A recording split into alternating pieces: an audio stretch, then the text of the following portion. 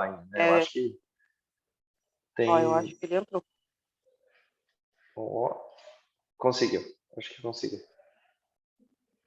Agora, mesmo independentemente da qualidade da aula, eu acho que no presencial tu circula, né? É. Olho no olho, conversar com os colegas. É outra situação. Tá me ouvindo, Pedro? Não, a gente tava falando desse negócio aí a internet, isso aí eu não aguento mais esse negócio Não, é o inferno. Cá entre nós. Ah. É o inferno, meu. Todos, eu já passei por 2 ou 3 dessas aí. Mas é complicado, né? A gente tava aí eu falando tenho que ligar para a PUC, tem que ver se a internet está funcionando, e aquela coisa toda. Então, assim, ó. Mas tudo bem, vamos continuando, né? Vamos e se formar no online é bucha, né? Eu estou com saudade da aula presencial. Eu gosto muito mais de aula presencial, porque eu olho, como tu falasse agora, olho no olho, a gente conversa, bate papo. Melhor. Né, pessoal? Eu acho que é bem melhor, mas vamos lá. Com certeza. Acho que o ano que vem nós estamos resolvidos. Esse ano ainda temos 2 aulas, né, presenciais com vocês. Sim. Lá no final do semestre, mas a época que marcaram é muito ruim, na época do G2, já quase. Mas vamos ver. Bueno. Vamos que vamos. Então, vamos lá. Bom, pessoal, direito internacional privado, retomando, então, disciplina jurídica, que regula os conflitos interespaciais privados, para estabelecer qual é a ordem jurídica a ser aplicada, fixando elementos indicativos de uma certa ordem jurídica designado por um chamado, olha só, elemento de conexão. Então, eu vou dar um exemplo. O que é um elemento de conexão? Em primeiro lugar, é o termo fixado na lei, e, como eu digo, a primeira fórmula analítica de verificar qual é a lei aplicável, né, é exatamente a verificação da lei interna, certo? Bom, meu Deus. Da lei interna, e que deve ser aplicada à relação jurídica. Meu Deus. Está protegida, já sei que está protegida. E, no caso, nós temos uma lei interna brasileira, como todos os países têm as suas leis de direito internacional privado, que vão indicar a lei aplicável, e a nós interessa a relação do nacional brasileiro ou do estrangeiro aqui domiciliado, né, que está sujeito à legislação brasileira, para regular as regras de direito internacional privado. Assim sendo, por exemplo, esta leizinha que nós falamos, que trata de direito internacional privado, é a chamada Lei de Introdução. Lei de Introdução, antigamente denominada Lei de Introdução ao Código Civil, que desde 2010 alterou a sua denominação para Lei de Introdução às Normas do Direito Brasileiro, certo? Eu não sei se vocês chegaram a analisar essa lei de introdução, porque temos um problema aí, mais ou menos, metodológico. Os professores de direito civil já vão direto para o capítulo 1, né? Só que essa lei que antecede o Código Civil é muito importante. Por quê? Porque ela tem ali poucos artigos de disponibilidade, ela não tem grande dificuldade estrutural e, mais do que tudo, a importância da lei de introdução é que ela vai explicar como aplicar a lei brasileira. Então, isto é indispensável, o conhecimento da lei de introdução. E este é um dos focos primordiais do nosso estudo, pessoal. Então, façam uma incursão à lei de introdução, peguem uma cópia, certo? E tentem ler, pelo mínimo, os artigos 7º até o 11º, certo? Artigo 7º até o artigo 11º. São 5 artigos. É claro que temos outras disposições que vamos ver adiante, mas, por enquanto, isso. O artigo 7º, só para que vocês façam o passeio pela lei, vai falar sobre o Estatuto da Pessoa Física. O que é o Estatuto da Pessoa Física? Todas as regras de direitos personalíssimos do ser humano, né, estão consolidadas nos seguintes temas. 1. o início e o fim da personalidade jurídica, ou seja, o nascimento e a morte. Ou seja, todos os regramentos vinculados a este tema e que possam gerar conflitos estão inseridos nesse artigo 7º. Segundo, o nome, o patronímico do sujeito, suas alterações, suas reformulações, enfim, tudo aquilo que diz a respeito de conflitos envolvendo nome. Terceiro, a capacidade do sujeito de direito. Capacidade, se ele é plenamente capaz, relativamente capaz ou absolutamente incapaz. Matéria estrutural importantíssima, né? Até porque ela que vai ensejar exatamente a análise efetiva do direito aplicável. E, finalmente, todos os direitos de família, certo? Vejam, então, esse dispositivo vai dizer, assim, em termos não específicos, porque eu vou usar, assim, uma forma de esclarecer a vocês de modo mais simples. Diz assim, ó, a lei do domicílio da pessoa ou da parte, a lei do domicílio da parte, determinará, certo? A sua aplicação em matéria de início e fim da personalidade, nome, capacidade e direitos de família. Se vocês têm à sua frente o artigo 7º da Lei de Introdução, vocês estão vendo, então, que este dispositivo tem 2 pontos cruciais. O primeiro ponto, pessoal, que é a designação da lei aplicável. Qual é o elemento que condiciona a lei aplicável? No caso, o domicílio. Né? O domicílio que vai determinar a lei aplicável em que temas? Aqueles que estão subjugados a posteriori. Início e fim da personalidade, né? Então, assim, o primeiro elemento que nós estamos vendo ali, que indica o direito aplicável, que é o domicílio, esse vamos denominar de elemento de conexão. Elemento de conexão. Ou seja, aquelas regras que estruturam a hipótese e vínculo do dispositivo legal que vai regular o fato. No caso, repito, o domicílio. Em que temas? Aí vem início e fim da personalidade, etc. e tal, e isso nós vamos chamar de objeto de conexão. Todo elemento de conexão. Desculpa, professor. Fala. Perdão. Elemento de conexão é o domicílio. É o domicílio. É o termo que vai indicar. Aplica-se a lei do local de domicílio da parte. Veja só, o elemento que indicou foi o domicílio. Tá? Em que temas? Aqueles temas que me referi no Estatuto da Pessoa Física. E este segundo, que indica o objeto jurídico do conflito eventual, é o segundo elemento do mesmo dispositivo. Então, vejam, nós temos 2 dispositivos. Um estabelecendo o elemento, que é o que indica, e o outro em que temas, né? Vejam, então, que nós estamos diante de uma disposição que vai ser repetida até o artigo 11º, sempre fixando um elemento e um objeto. E aí vamos perpassando em cada um desses artigos todos os temas do Código Civil, né? A questão do direito das coisas, posse, propriedade, a questão de bens móveis, bens imóveis, né? A questão relativa depois ao direito das obrigações, depois a questão relativa ao direito das sucessões, e lá culmina no artigo 5º lá, que vai dizer sobre o Estatuto da Pessoa Jurídica, que é a matéria hoje integrada ao Código Civil, eis que se trata de direito privado. Este é o nosso objetivo e o tema de análise que nós vamos nos debruçar, certo?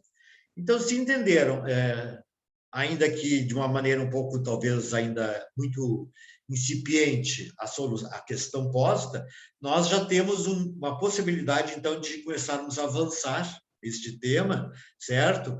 Porque, diante do fato conflituoso e do elemento que vai designar a lei aplicável, nós temos, então, exatamente aquilo que temos que saber em direito internacional privado, certo? Muito bem. O nosso tema de hoje é sobre as fontes do direito internacional privado.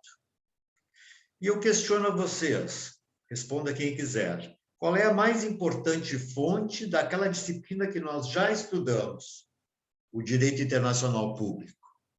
Qual é a mais importante fonte do direito internacional público? Alguém se recorda? Qual é o elemento básico, estrutural, para a gente saber que aquilo ali é norma de direito internacional público? Qual é? Basicamente, são os tratados e convenções internacionais, concorda? Os tratados e as convenções internacionais. Esta é a fonte primaz do direito público internacional. No direito privado, internacional privado, a fonte basilar, a fonte estrutural mais importante é a lei interna. Como eu disse ali, a lei de introdução, que é a norma primaz da designação do direito aplicável, certo? E não é só esta. Nós temos outras leis extravagantes que vão tratar também deste assunto.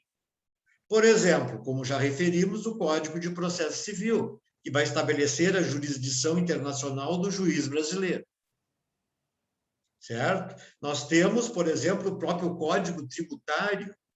Você sabe, no Código Tributário se estabelece a primazia do tratado internacional sobre a lei interna. Isso do tributário já tem conhecimento disso. Nós temos ainda a lei das migrações, ou a situação do estrangeiro no Brasil, né? Sabendo desde a questão dos vistos até a questão da sua saída compulsória do país, etc. e tal. Nós temos, enfim, inúmeras leis que vão, de uma maneira ou de outra, estabelecer regras de direito internacional privado, que vão ser, então, moduladas dentro da estrutura do direito internacional público. Agora, a lei do direito internacional, desculpem, eu falei público, não, privado. O direito internacional privado, de qualquer maneira, com a estrutura de uma lei, tem que ser analisado a partir da lei primaz, que é essa lei de introdução, nestes 7 dispositivos, destes 5 dispositivos. Então, o que nós temos? Nós temos que, em primeiro lugar, quando houver uma espécie de conflito envolvendo uma relação interespacial privada, nós vamos nos analisar o questionamento feito, vamos depois caracterizar que tipo de matéria jurídica privada se trata. A partir disso, nós vamos estabelecer dentro desses 7 dispositivos qual aquele que é aplicável. Por exemplo, no artigo 8º, nós vamos tratar lá na lei de introdução sobre bens móveis e bens imóveis, certo? Bens móveis e bens imóveis. E ali vai haver uma primeira referência. Aplicar-se-á a lei da situação do bem, certo? Repito, aplicar-se-á a lei de situação do bem nas questões envolvendo o direito das coisas. Eu estou maquiando um pouquinho o dispositivo para que vocês entendam. Então, vejam, o que envolve?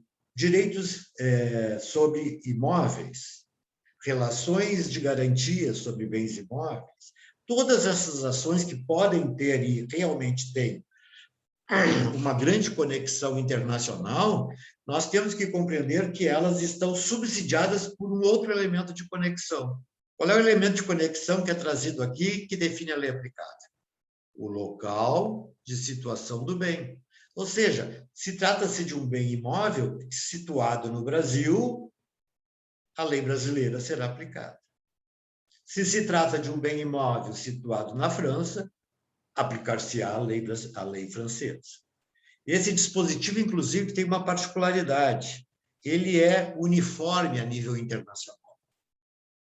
Porque todos os países, invariavelmente, vão fixar que a questão relativa a imóveis está sempre estruturalmente vinculada à sua situação. É o princípio da territorialidade. Então, vejam, numa partilha de bens que eu adquiri na Suíça, evidentemente que eu vou ter que aplicar a lei suíça. E aí eu perguntaria a vocês uma perguntinha integrante do próprio conteúdo da disciplina. Vejam, o direito suíço pode ser deliberado através de um juiz brasileiro? Não, a primeira resposta, não. O juiz brasileiro julga direito brasileiro. Aí que está o erro. O direito brasileiro prevê, vejam, ele mesmo prevê, neste artigo 8º, que no caso da situação dos bens, é onde ele está situado. Isso não está dizendo que é no Brasil. A lei aplicável é o local da sua situação. Vejam bem, então, o elemento de conexão, neste caso, é a situação do bem. Isso vale para todos os bens imóveis. Todas as partilhas efetuadas em relação a bens situados no Brasil. Eu digo, quais as outras situações envolvendo partilha? A questão do divórcio, em que envolve partilha de bens, a questão da separação judicial, a questão vinculada à dissolução da união estável, né? Entre outras. Todas essas questões envolvem bens imóveis que estão situados em algum local. E este local é o que vai definir a lei aplicável. Então, vejam, o próprio direito brasileiro autoriza a aplicação da lei estrangeira, concorda? Dependendo do fato, dependendo das circunstâncias.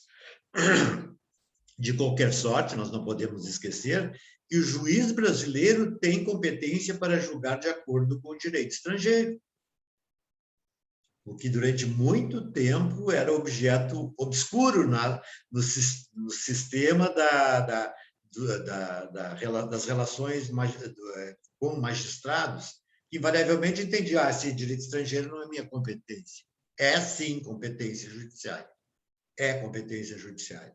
Porque a própria lei invoca a aplicação do direito estrangeiro, por sua designação, situação do bem. Né? Assim sendo, o juiz brasileiro pode julgar? Pode, desde que aquela matéria não seja de competência privativa dele ou exclusiva, o que nós vamos analisar no direito processual internacional, certo? Porque, então, essa competência vai definir, né, exatamente a situação pela qual nós vamos deliberar acerca do direito aplicável. Então, veja, quando o juiz for escolhido tiver exclusividade para julgar a questão, na forma do nosso CPC, que é outra lei que integra a fonte primordial do direito internacional privado, nós vamos ter que nos dobrar, né? E o juiz pode julgar, mas como é que ele vai julgar o direito estrangeiro se ele não é obrigado a conhecer todas as línguas do mundo? Ou não pode conhecer todas as legislações do mundo? Nós temos que entender que nós estamos ligados a todas elas, eventualmente, por quaisquer motivos. O homem vai e vem, os negócios evoluem cada vez mais, inclusive na direção das relações extrafronteiras. Então, vejam, a tendência majoritária dessa disciplina é ampliar-se cada vez mais. Ela é uma disciplina dirigida ao futuro. Talvez vocês sejam os portadores da necessidade de aplicar esta disciplina mais do que eu fui, eventualmente. De qualquer sorte, vocês estão vendo que o juiz pode e deve. E como que ele vai ficar sabendo? Aí nós vamos esclarecer a vocês, adiante, que a parte que alega a aplicação do direito estrangeiro, e quando eu digo a parte, é o advogado que fez a inicial e enviou ao juiz, ele deve informar que, em auxílio ao juiz, deve informar que, de acordo com a disposição do artigo 8º da Lei de Introdução, a regra a ser aplicável é a lei suíça. Mas, juntamente com esta inflexão, é bom referir ainda que vai ser anexado por este advogado, se ele for metódico, se ele for cauteloso, uma cópia da lei que trata o assunto, certo?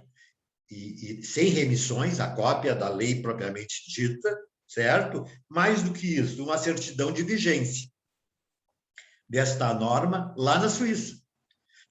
Bom, de qualquer forma, o juiz vai receber no idioma suíço, que pode ser francês, pode ser inglês, pode ser alemão, pode ser italiano, né? Que essa é uma particularidade do território suíço. De qualquer maneira, ela vem com termos que os juízes não são obrigados a conhecer.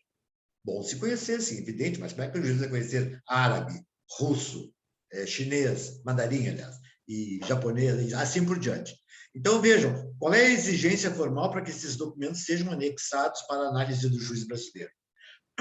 A apresentação da tradução juramentada daqueles documentos, através de um tradutor juramentado. Então, assim, ó, se torna relativamente fácil para o operador do direito, que vai levar a postulação ao juiz, tirar uma cópia da lei via internet, tirar uma cópia da vigência daquela lei, enviar ao tradutor juramentado, aquele que tem fé pública, e depois anexar aos autos, facilitando o trabalho do juiz. Não que o juiz não esteja obrigado a deliberar acerca do assunto, mas ele, finalmente, é quem vai dizer, realmente, é a lei suíça, certo?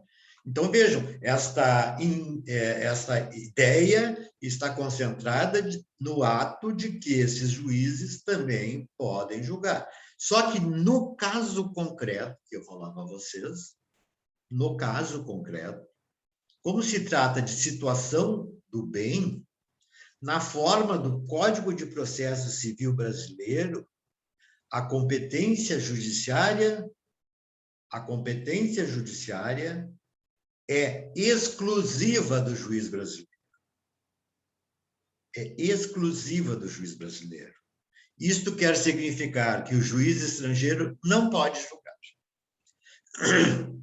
E se julgar, aquela decisão que vai ter que vir devidamente estabelecida, determinada como homologatória ao STJ, aonde eles vão homologar a sentença estrangeira. É claro que se o juiz decidiu uma questão de competência exclusiva do juiz brasileiro, o STJ não vai homologar a sentença, por incompetência do juiz. Mas este assunto vai voltar à tona. Alguma dúvida, Vitor? Onde está determinado, professora, a exclusividade do juiz brasileiro? No Código de Processo Civil. O dispositivo, artigo 20 e pouco. Eu vou trazer a vocês tudo isso, tá? Mas digamos que, digamos que envolva um brasileiro e uma Suíça, por exemplo. Sim. E aí haja uma separação e a discussão sobre uma casa na Suíça. Isso. Aí, o que acontece? O juiz suíço pode julgar na forma do nosso direito. Você fala da relação interespacial, na relação do nosso direito, o juiz não pode julgar. Aliás, ele até pode julgar, mas ela não vai ter efetividade, essa regra. Por quê? Porque no momento em que essa decisão venha para aplicabilidade no Brasil, ela não vai conseguir obter eficácia para que aqui seja postulado tudo que tiver que ser postulado, registros, etc. e tal, certo? Temos a questão Fala. Mas mesmo que nesse caso tu tenha essas pessoas com essas duas nacionalidades e o bem esteja lá, por exemplo, se o bem estiver lá, nós vamos ter que ver duas coisas diferentes. Uma é competência do juiz, e a outra é a lei aplicável, sabe? Quando você interpõe a citação no Brasil, tá? Você está correto, ou não? A ação, sim, porque a competência é exclusiva. No entanto, quanto à lei aplicável, que é outra coisa, é a lei suíça. Mas a pessoa de cidadania suíça não poderia ajuizar a ação na Suíça? Nós estamos partindo agora por outro lado. A pessoa que tem domicílio ou é nacional suíça evidentemente que vai contemplar diferentes elementos de conexão, né? Por exemplo, nos países europeus, o elemento de conexão básico não é domicílio, é a nacionalidade. Prevalece a nacionalidade do agente.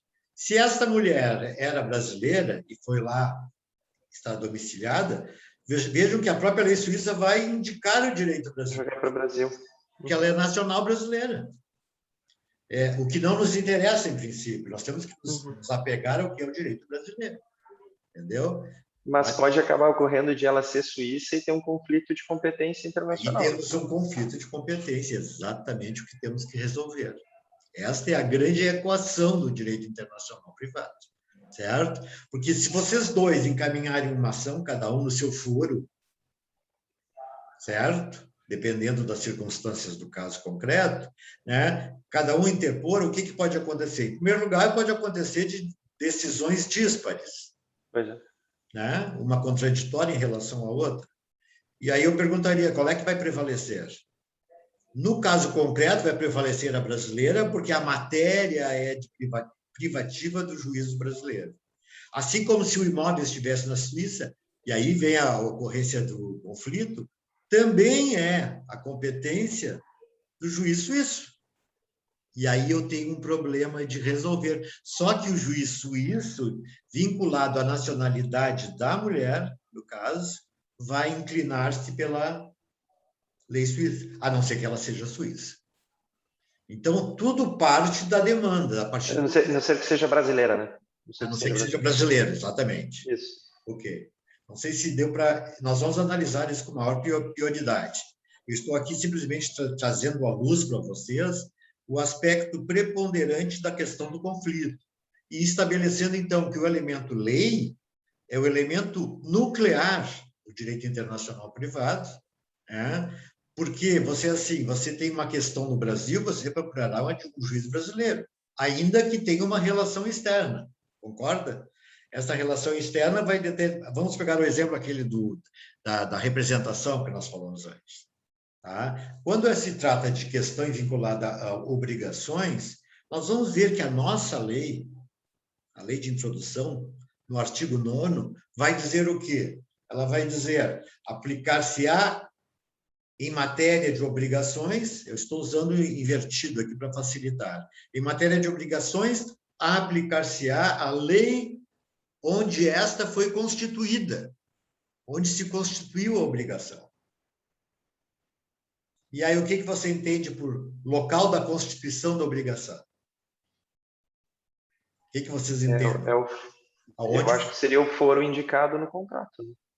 Mas vejam bem, foro indicado no contrato, mas e a lei? Qual a lei que prevalece em matéria obrigacional?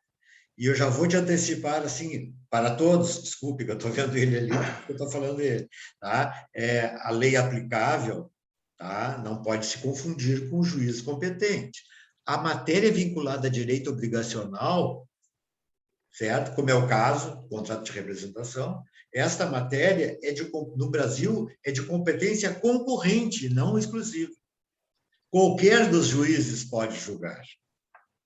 Qualquer dos juízes. E vamos imaginar, para agravar um pouquinho mais a situação, que este contrato tenha sido firmado na Alemanha. Ou seja, o representante comercial contratado foi na Alemanha e assinou o contrato, constituiu a obrigação. Constituindo a obrigação lá, e ele também inseriu mais um elemento de complexidade que o juiz alemão aqui julgaria. Certo? É claro que isso aí seria um contrato formalizado pela própria empresa alemã, porque tem todo o interesse em julgar o tipo de causa no próprio território deles. Agora, eu posso delimitar que essa escolha da lei aplicável, antigamente, ela não, em matéria de competência, ela não tinha nenhum efeito. Pode ser um, pode ser o outro, entendeu? Agora, qual a lei aplicável? Ali no contrato tem eleição. Essa eleição é impositiva, obrigatória. Hoje, pela nova redação do Código de Processo Civil, ela é obrigatória. porque antigamente não havia essa disposição que dizia exatamente isso, né? Que a possibilidade de aplicação da lei suíça, por exemplo, da lei brasileira, seja como for, estaria sendo questionada, porque a competência também na Suíça, depois a gente pode levantar isso, mas não é o nosso caso, certo? Seria concorrente, tá? E evidentemente que o objetivo dos contratos internacionais sempre será aquele de envolver, certo? A parte mais, digamos, hipossuficiente da relação jurídica. Porque nós temos que analisar também outras características da nossa lei brasileira a partir da analogia com, por exemplo, o Código de Defesa do Consumidor, entre outros, certo? Que também foi objeto de análise específica no Código de Processo Civil atual. Assim sendo, imaginem agora, nessa situação, matéria obrigacional, um conflito grave. A empresa demitiu o representante depois de 15 anos de trabalho. Vejam, ele foi contratado para exercer a jurisdição, para exercer a praça de exclusividade todo o Brasil. Ele criou um grande arsenal de funcionários, de empresas, de agências dentro do território brasileiro. Todas as operações correm dentro do Brasil. A prova do contrato está no Brasil. Tá? Então, vejam, o representante chega ao advogado e diz, mas eu não quero que esse processo seja julgado, eu assinei isso aqui de bobo, eu estava muito faceiro, que eu consegui receber esse acordo, blá, blá, blá. Isso aí era uma coisa e realmente me levou até a um grande efeito de lucratividade, foi bom, mas eu nunca imaginei que aquelas duas cláusulas seriam obrigatórias.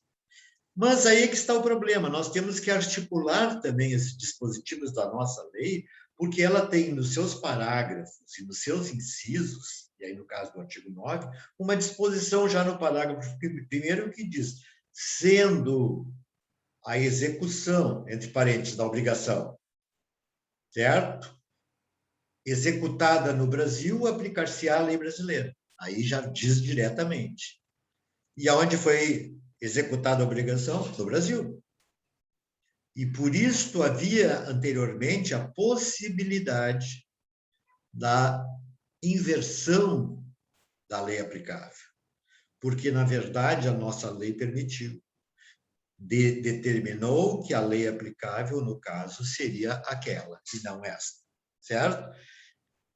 Muito bem. A dúvida, Pedro? Pergunta? Eu lendo ali o parágrafo primeiro, ele é difícil a redação. Né? A redação. Tem aí, pode ler para nós, por favor? Sim, sim.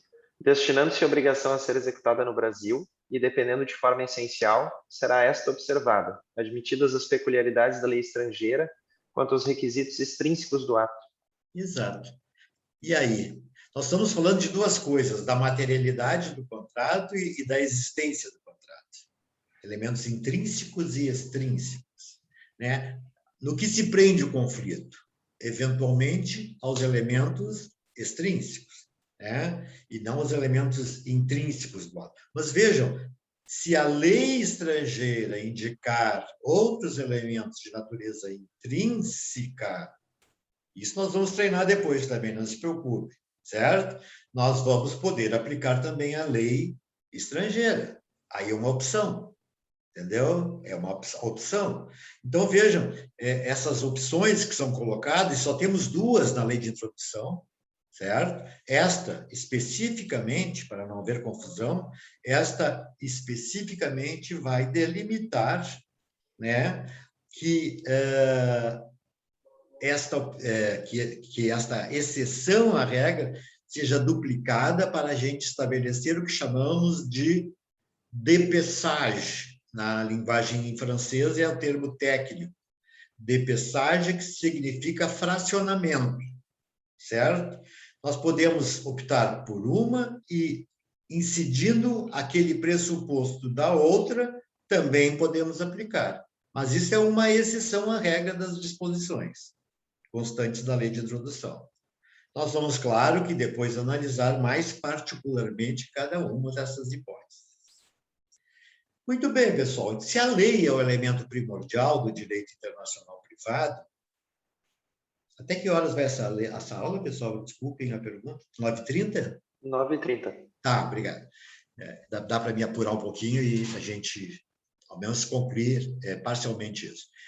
Se a lei é o elemento intrínseco mais importante, nós temos que entender também que esta mesma lei, né, pode ser subjugada por outros elementos normativos que fazem vez e que são substitutivos da lei interna.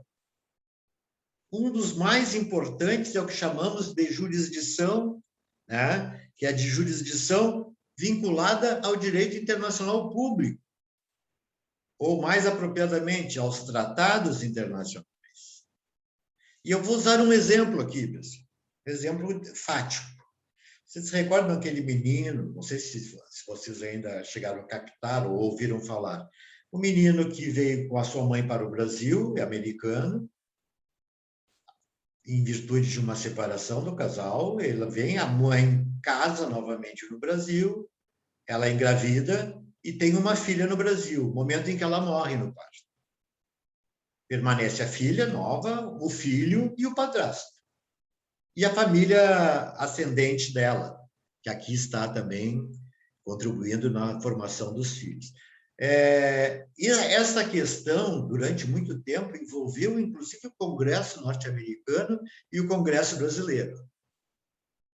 Era uma espécie de disputa de preferência em relação ao menino, porque ele era sobrinho ou neto ou alguma coisa de um grande advogado brasileiro, tá? O Evandro Lins e Silva.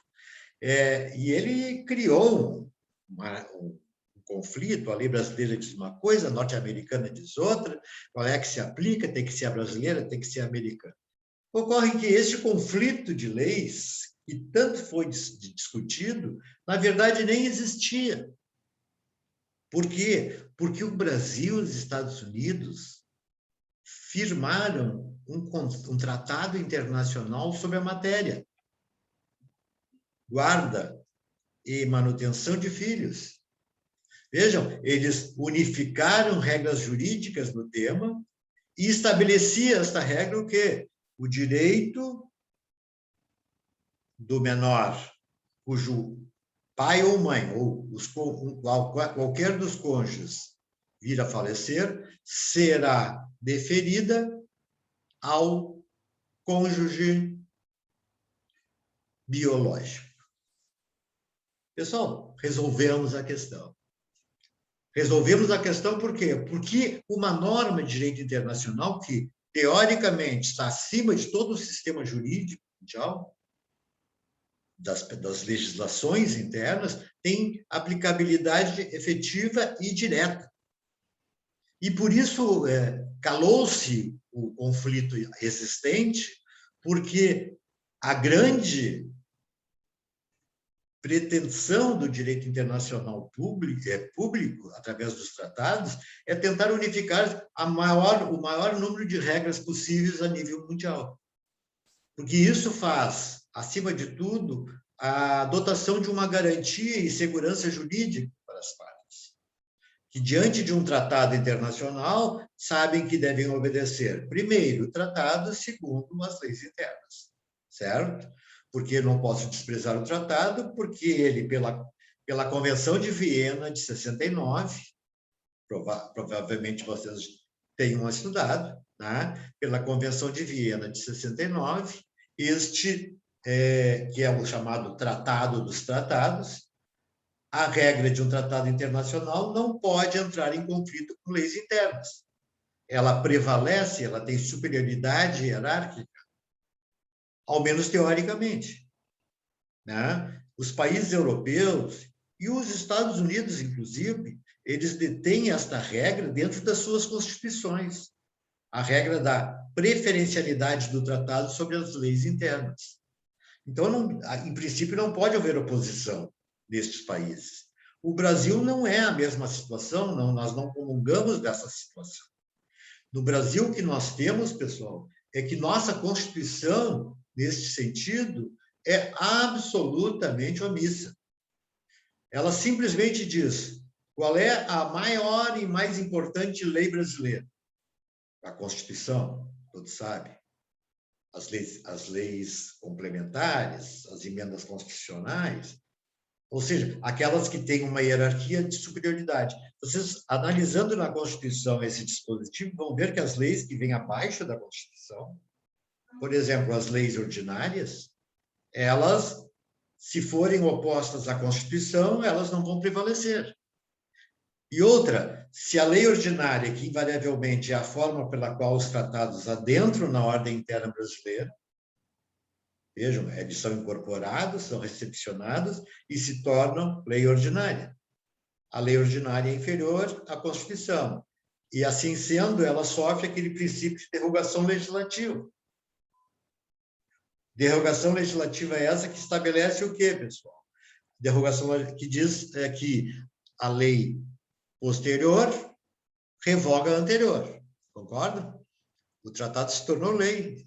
Então, se o tratado foi criado lá em 2010 e hoje existe uma lei interna nova que dispõe ao contrário, aquela lá automaticamente está revogada. Não é propriamente revogada, mas não aplicável. Não mais aplicada. E outra, a lei especial revoga a lei geral. Não é essas disposições da Constituição? Então, vejam, o nosso sistema, que é um sistema absolutamente fora do compasso das regras de direito internacional. Porque se da consonância da Convenção de Viena, que nós ratificamos, que nós, Brasil, ratificamos, a lei interna, a norma internacional não pode ser revogada pela lei interna, nós estamos agindo com a inserção de um ato de responsabilidade internacional. Só haveria uma fórmula de resolver isto, ou seja, o Brasil colocar o tratado num aspecto de hierarquia e superioridade em relação às normas internas. E mais do que isso, no Brasil ainda, tentou-se, nos últimos anos, através de uma emenda constitucional, fazer a formulação, estabelecer a formulação de que o tratado pode se tornar norma constitucional. O Tratado de Direitos Humanos. Então, esta regra que consolidou a possibilidade de um tratado em direitos humanos tornar-se regra constitucional tem que passar pelo Congresso Nacional em 2 turnos de votação, por 3/5 dos votos dos representantes, para se tornar emenda constitucional. Ou seja, o mesmo quórum que foi exigido para as emendas constitucionais. Assim sendo, o que temos é que, desde que foi editada esta regra, questionar-se-ia quantos tratados internacionais em direitos humanos foram ratificados pelo Brasil e que se tornaram normas constitucionais. Eu vou dizer a vocês, isso já transcorre mais de 10 anos,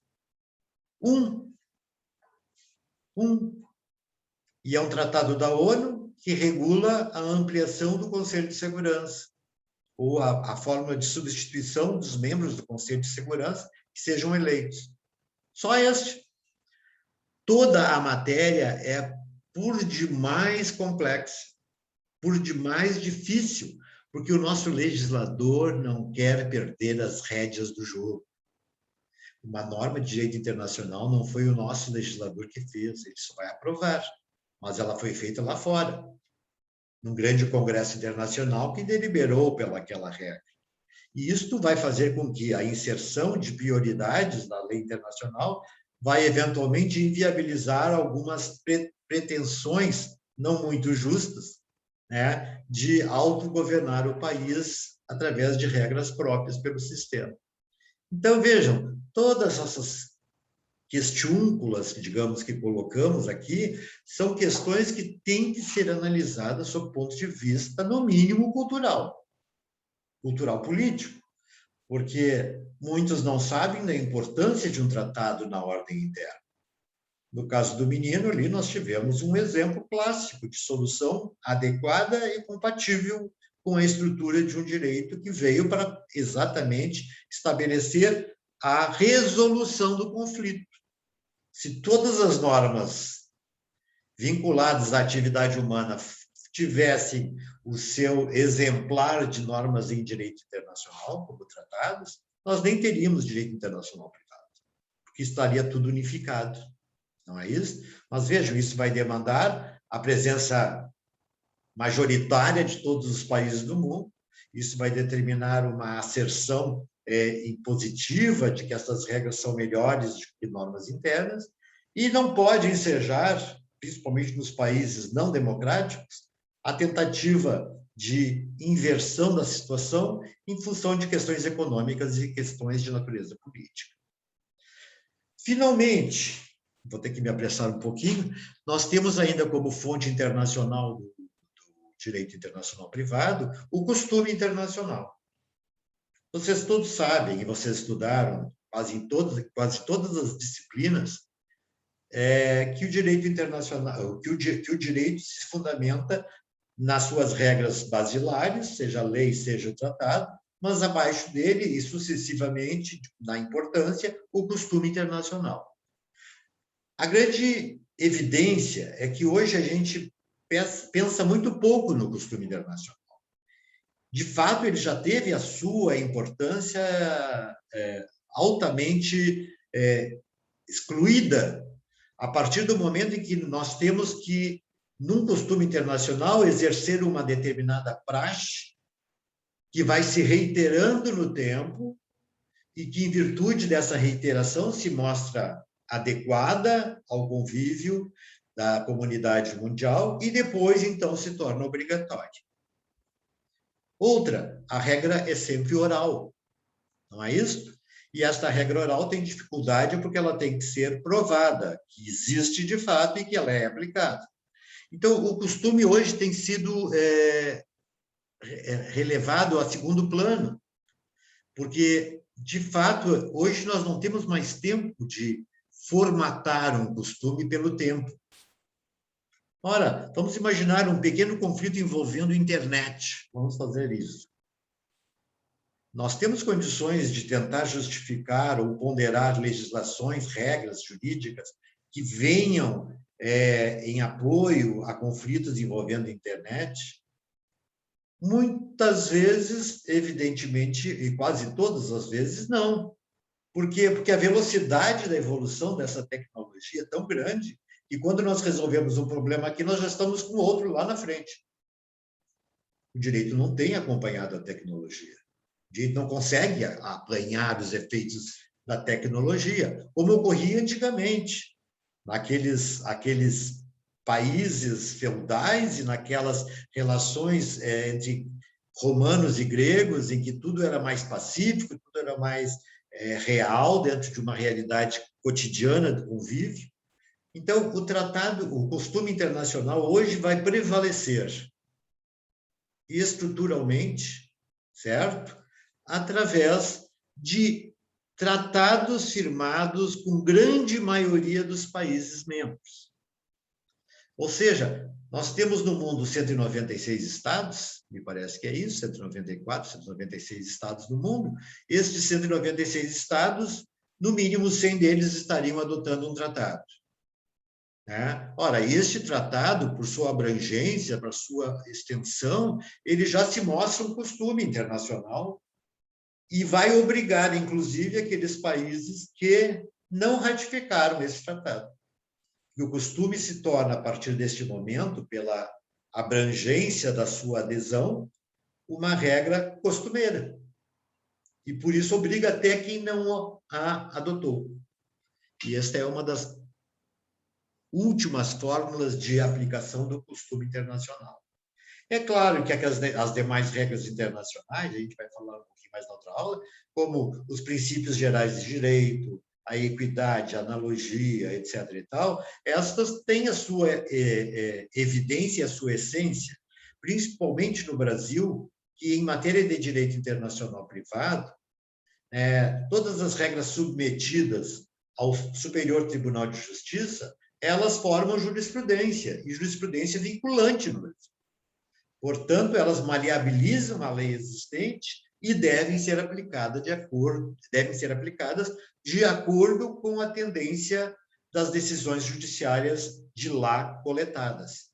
Então, nós vamos também, no transcurso desse semestre, analisarmos algumas emendas, algumas decisões envolvendo jurisprudência, porque nós temos que saber qual é a posição do STJ em relação a estas posições colocadas ao nível de direito internacional privado.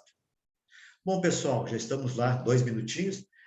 Eu gostaria de agradecer a presença de vocês, agradecer a participação efetiva dos que participaram, pedir desculpa pelo problema aí, que evidentemente não é só nosso, mas que uma promessa fica de que vamos nos encontrar, se Deus quiser, e vamos nos conhecer pessoalmente para a gente poder ampliar este leque de discussões que se mostra muito adequado, certo?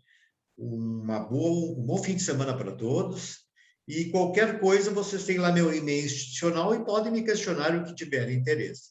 Independentemente de ser dia de aula ou não, podem me questionar livremente. À medida do possível, eu respondo. Se não responder, eu trago para a aula e posicionamos-nos dentro de aula sobre os assuntos. É muito importante. Vocês aprendem comigo, mas eu aprendo com vocês também, certo? Muito obrigado e até a próxima aula. Um grande abraço. Obrigado. Um bom final de Obrigada, semana. professor. Até Bom semana final que de vem. semana. Tchau, pessoal. Bom final de semana. Tchau. Obrigado, Tchau, pessoal. tchau. Tchau, Pedro. Tchau. Obrigado, professor. Abraço, bom final de semana. Abraço, tudo bom.